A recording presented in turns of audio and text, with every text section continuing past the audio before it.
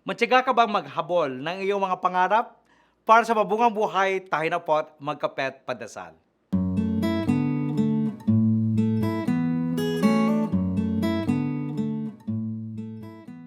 Upang maging matiyaga sa buhay, mahalagang malinaw ang ating mga layunin at ang mga paraan upang makamit ito.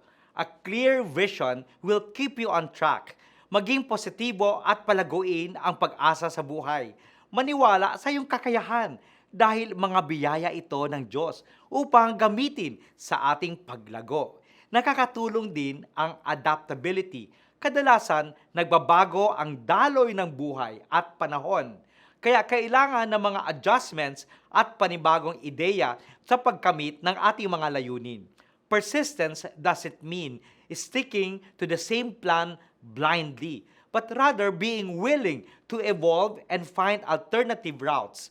At kapag dumating ang mga problema, never give up.